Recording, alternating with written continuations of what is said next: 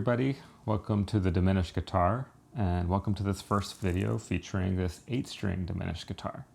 So the idea with this guitar was to tune it with an open diminished 2 on top of each other. So it's the E diminished chord twice. So it's E, G, B flat, D flat, E, G, B flat, D flat. And the idea behind this guitar came from talking with Tom Glazebrook at the Meta Harmony channel. He came up with this color metaphor for the diminished and the major and minor chords that you can make from them, and it really helped me understand some Barry Harris concepts that I've been exploring a lot easier. So the basic idea is that if you try to make a diminished chord off of all 12 chromatic notes, you can only make 3 unique chords. So if you try to make C diminished and D flat diminished and then D diminished, those 3 are different from each other. They have different notes. But when you go to the next one, which is E flat diminished, it has the same notes as the C diminished, just inverted.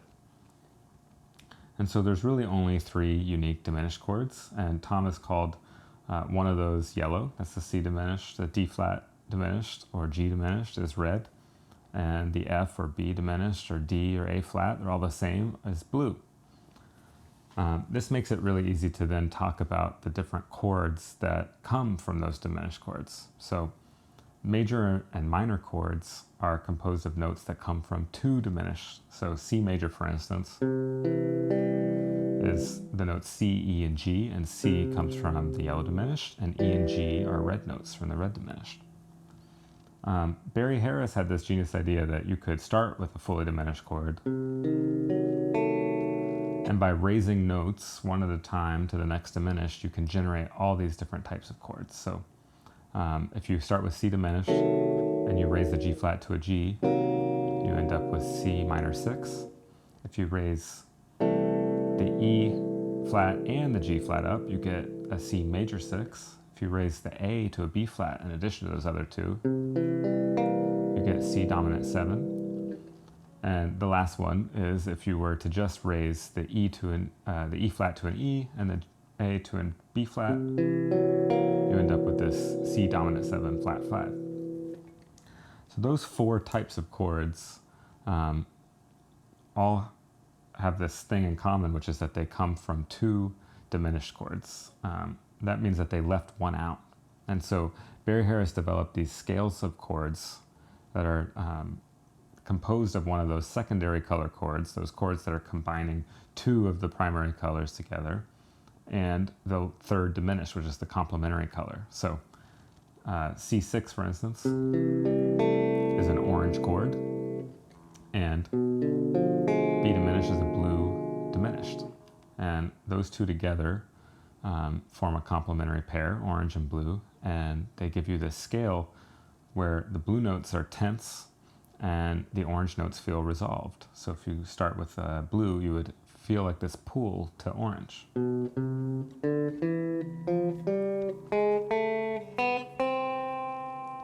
what's really cool is that because it's an 8-note scale, it's an even number of notes. When you build chords off of each degree of the scale, you always end up with the target chord, in this case C6, and this leading chord alternating.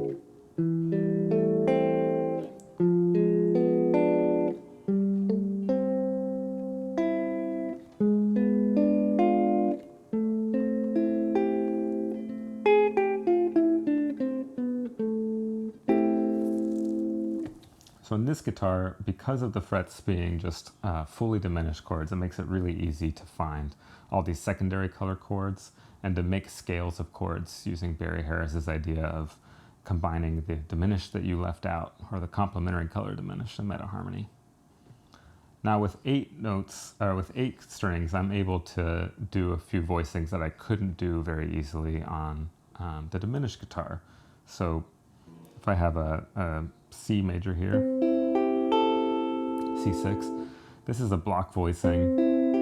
It's what you'd call it on a piano. It's where all the notes come one after another. They're all fit within one octave. A drop 2 voicing, though, was a little bit sort of the maximum I could do on the other guitar with 6 strings. So that uses 6 strings. So that's dropping the second highest note down an octave. But on this guitar, it makes it easy to make a drop 3.